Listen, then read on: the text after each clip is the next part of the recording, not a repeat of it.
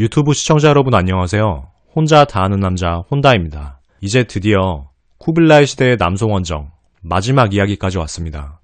이 마지막 이야기는 사실상 남송의 망국이 결정된 상황에서 마지막으로 남송의 충신들이 자신들의 지조를 지키는 이야기라고 할 수가 있는데요.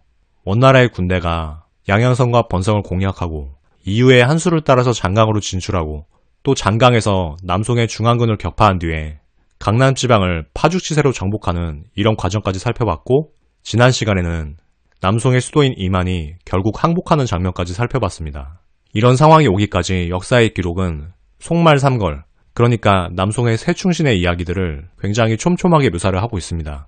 이때 당시의 문천상은 원나라와 강화를 하려다가 억류돼가지고 바얀에 의해 포로로 잡혀 있었고, 육수부와 장세걸은 남송의 재흥을 노리고자 망명정부를 구성하기 위해서 다른 쪽으로 이동하던 중이었는데요. 이때의 이야기를 상황극으로 묘사하도록 하겠습니다.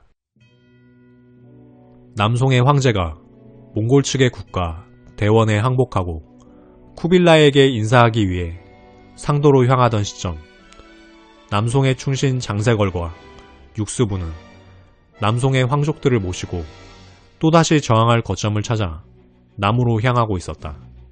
그리고 남송의 동남부 끝인 복주로 내려갔다. 바다에 면한 거기에서 저항을 이어나가려던 장세걸과 육수부의 진중으로 행색이 초라한 사대부가 한 명 찾아들었다. 아니, 자네는 문천상이 아닌가? 어떻게 이곳까지 왔는가?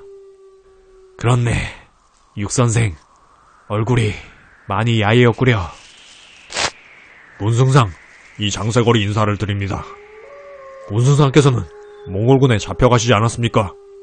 어떻게 이 먼 남쪽까지 오시게 됐습니까? 그랬지. 하지만 다행히 나를 구하려는 의용군의 도움을 얻어 오송되던 중에 탈출하게 되었네.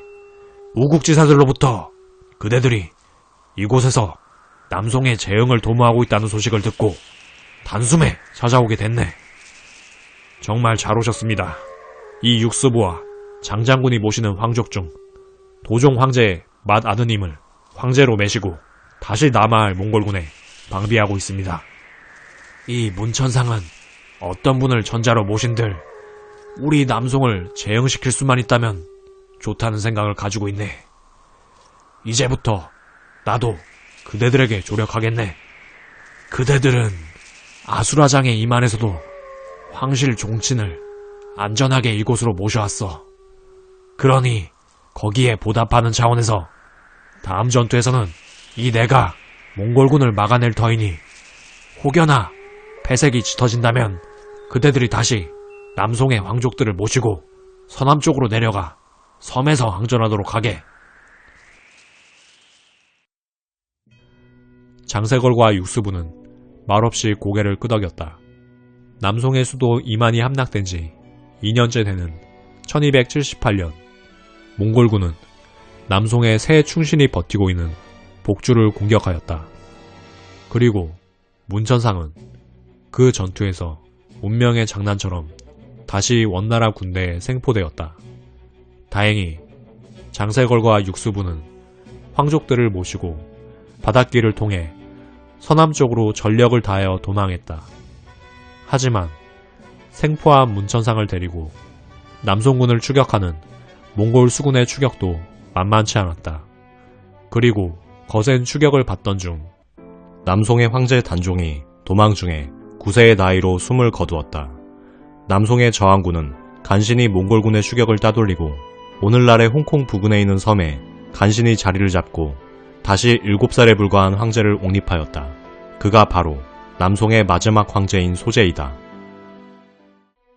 이곳은 남송의 망명정부가 간이식으로 만든 황궁. 때는 1279년 설날이었다. 폐하, 오늘 올린 분채가 제법 맛이 있어 보이는데 어찌하여 드실 생각을 하지 않으십니까?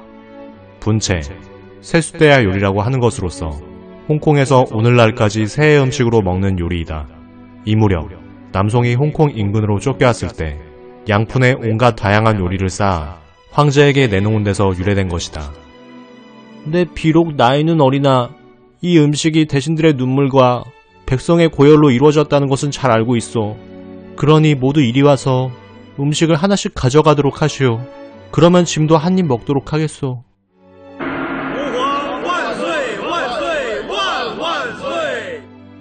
이제 얼마 안 되는 신료들 그리고 궁정의 하인들은 황제가 내린 분채를 먹으며 그들에게 마지막 설이 될지 모르는 새해를 만끽했다. 그리고 그 얼마 후인 1279년 2월 몽골군은 남송의 잔존 세력이 운거에 있는 섬을 완전히 포위하였다. 그리고 남송의 지휘관 장세걸은 최후의 전투에 앞서 각오를 다지고 모든 장병들에게 명령을 하달하였다. 우리는 이 섬의 황궁과 거처를 모두 불태우고 애산항구로 향할 것이다. 그리고 모든 신민과 병사는 남김없이 애산항에 배에 탈 것이다. 우리가 탈 배는 단단한 쇠사슬로 묶여있고 불이 붙지 않도록 진흙을 단단히 발라둔 것이다. 우리는 최후의 순간까지 서로 어깨를 나란히 하고 적에 맞설 것이다. 곧이어 몽골군은 항복한 군벌인 장홍범을 동원해 남송군의 군선을 공격하였다.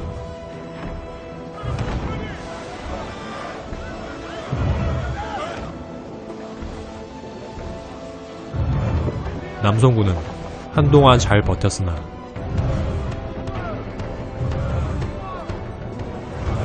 몽골에 항복한 남송의 또 다른 군벌인 이양이라는 장군이 협공에 나서자 쇠사슬을 풀고 서로 다른 방향으로 흩어지기로 했다.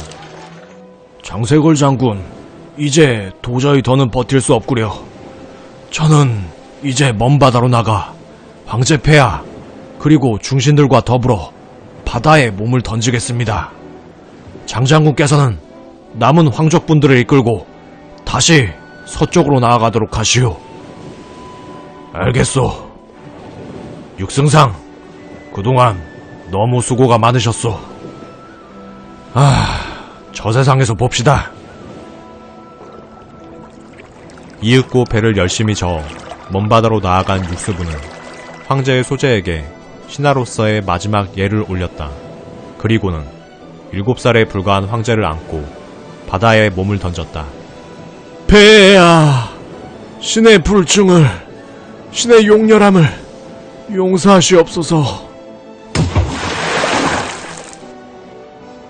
그리고 같은 배에 탄 모든 중신들도 잇따라 바다에 몸을 던졌다.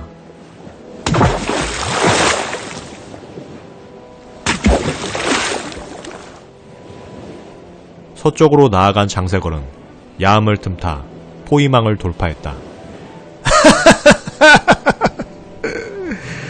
이 장가놈의 운수가 참 더럽지만 또 숨줄은 더럽게 길구만. 이대로 계속 서쪽으로 나아가 다시금 남송의 재흥을 노리겠다.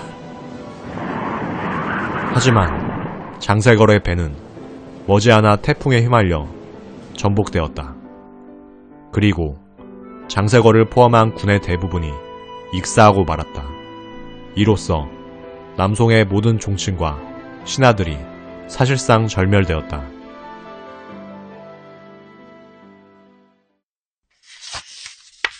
예, 남송 최후의 날을 묘사한 상황극이었습니다.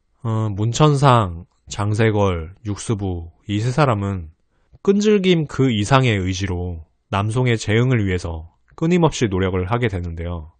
문천상 같은 경우는 포로에서 탈출하면서까지 나머지 2명에 합류를 하게 되고 또다시 싸우다가 몽골군의 생포가 되게 됩니다.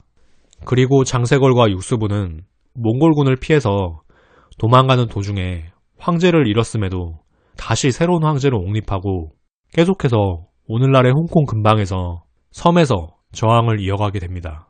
그리고 최후의 순간이 왔을 때 육수부는 황제와 함께 목숨을 버리고 장세걸은 계속해서 저항을 이어나가게 됩니다.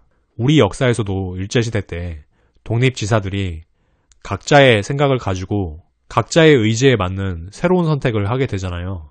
육수부 같은 경우는 자신의 목숨을 버리는 한이 있더라도 이 세상에 더럽고 탁한 꼴을 보지 않으려는 열사와 같은 면모가 있는 것 같고, 문천상은 죽을 때까지 끊임없이 투쟁해가는 투쟁가의 면모가 있는 것 같습니다.